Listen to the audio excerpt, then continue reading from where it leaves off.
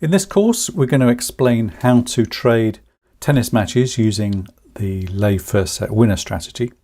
And like all tennis trading strategies, these are very much the guidelines to help you understand how to succeed and be profitable in the long run. It's not a set of rules as such. You don't follow everything to the letter. These are very much tips and advice and, as I say, guidelines on how you trade tennis matches with this strategy with a view to improving your chances of success over the longer term. So let's get a grounding first of exactly what the strategy is. What we're saying here is that when you strongly believe that the first set winner will go on to lose the second set, then you place a lay trade on that player. Now, I've emphasized the word strongly believe. Some people play in the first set winner every time, that they do it in every match, and that's just not sensible. You've got to have some understanding of why you believe that that first set winner will actually go on to lose the second set. We'll cover areas that you can research to get a better understanding and get a sense of how much you feel that that first set winner will actually go and lose the second set. So what happens then is that if they do lose the second set, then you would hedge that lay trade and make a profit. And if they look like winning the second set, you wouldn't wait until they've won the second set and therefore the match, because you lose your stake value. But if they look like winning, then at some point during that second set, you would cash in and make a loss, move forward. Now, the good thing about this is that if you get out during the second set, if it looks like they're going to win, then your losses are going to be lower than your winnings. So even at a sort of a 50-50 split, you're going to end up on the right side of profit.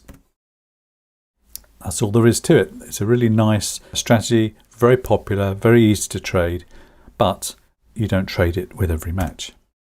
So let's just work through a trading example so we can get an understanding of the maths involved and what the outcomes will be. So the first set winners odds at the start of the match, let's assume that they are 3.0. And when they win their first set, they will typically drop to around about 1.5. If you strongly believe that that player is not going to win the second set, they may win the match, but you're not really worried about that. You're just worried about the second set. Then if you believe that, then you would place a lay trade. And in this example, we're using £50 stake value, which gives you a risk at the odds of 1.5 of £25. So you're putting £50 down, but you're actually only risking 25. The outcome is if they lose the second set, in other words, you were correct, then their odds will typically go back up to where they were at the start of the match, there or thereabouts. So if the odds return to 3.0 in this example, then we would hedge for a profit, and that profit would be £25. But if they look like they're going to win the second set, then we wouldn't wait until the end of the second set, because we'd lose the 25 quid. What you would do is you would exit earlier for a smaller loss. Now, hopefully that loss will be no more than 50%, but that depends on a lot of factors which we'll go into in this course. That's an example of how it works, but there is something you need to know, and in many courses and comments on the internet that nobody really tells you this, and that is that how many matches do you think go to 3 sets? And we're talking here not about Grand Slams men's 5-set matches, we're talking about all the other matches. How many of those go to the full 3 sets? Now, many people will have you believe that it's, 50-50, something like that. It's actually 35%. So that's just over a third of matches go to 3 sets. And this is why you don't just blindly lay the first set winner in every match, because 2/3 of the time you're going to lose. That data, by the way, is taken from the 2021 completed matches for both men and women. So if only a third of matches go to 3 sets, why is it such a popular strategy? Well, there are 2 reasons, aside from it being really easy to trade. And the first is that the swing in odds is one of the largest that you'll see during a tennis match.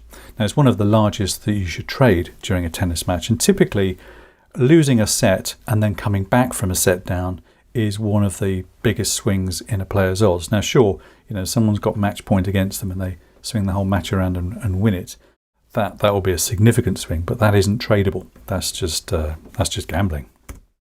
And the second reason is, as we've seen in the example there, that the value of winning trades is typically higher, or it should be higher, than your losing trades.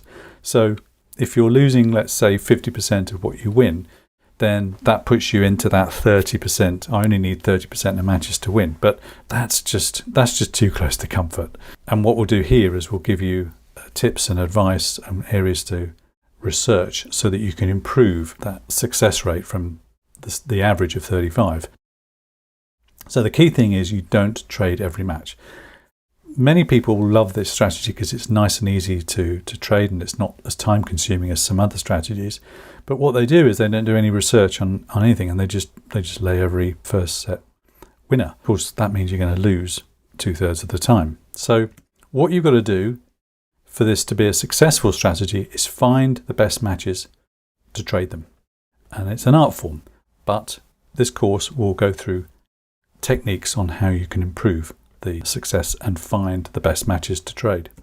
One thing to say is that we'll go through some guidelines and all the rest of it in this course, but ultimately your success will be greater or lesser. I'm not saying lesser will mean that you're not successful. It's just you could make more profit, you could make less profit, depending on how you trade according to your appetite for risk.